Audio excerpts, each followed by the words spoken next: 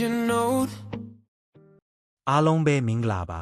ဒီနေ့မှာတော့ဝတ်စုံနဲ့ကြီးတွေဝတ်ထားသလိုနဲ့ဝါတုတ်လမ်းလျှောက်တတ်တဲ့ချစ်စရာပင်ကွင်းလေးတွေရဲ့အကြောင်းကိုအသေးစိတ်တင်ဆက်ပေးသွားမှာပါ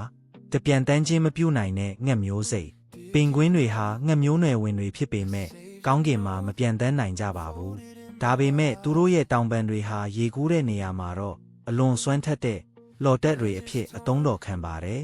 သူတို့ဟာရေအောက်မှာတနာရီကို15မိုင်ကနေမိုင်90နီးပါးအထိအရှိန်ပြင်းပြင်းကူးခတ်နိုင်ကြပါတယ်။နှစ်တဘာဝရဲ့ရုပ်ဖြတ်ဝတ်စုံ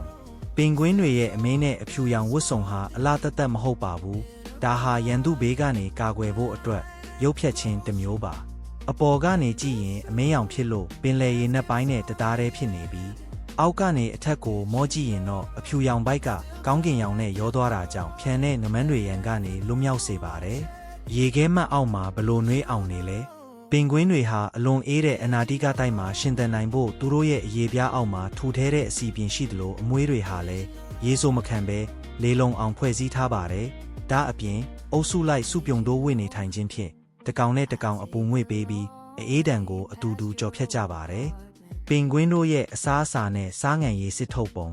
ပင်ကွင်းတွေဟာငါးပုစွန်လေးတွေကိုစားသုံးကြပါတယ်။ထူးခြားတာကသူတို့ဟာပင်လယ်ရေငံတွေကိုတောက်သုံးနိုင်စွမ်းရှိတာပါသူတို့ရဲ့မျက်လုံးအထက်မှာရှိတဲ့ဂလင်းကနေသွေးတွေကစားဓာတ်တွေကိုစစ်ထုတ်ပြီးနှာခေါင်းကနေတဆင့်ပြန်ထုတ်ပြစ်နိုင်ပါတယ်ချစ်ချင်းမေတ္တာနဲ့မိသားစု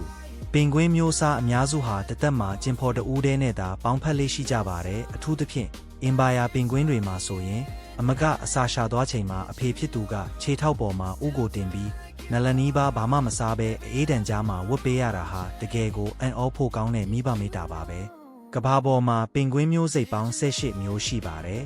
အကြီးဆုံးက4ပေနီးပါးအရက်ရှိပြီးအသေးဆုံးကတော့1ပေခွဲခန့်သာရှိပါတယ်ပင်ကွင်းတွေဟာသွားမရှိပါဘူးဒါပေမဲ့သူတို့ရဲ့ရှာပေါ်မှာအစာကိုမြဲမြဲစုပ်ကင်နိုင်ဖို့စူးကြုံလေးတွေပါရှိပါတယ်ညီကုန်းအနေနဲ့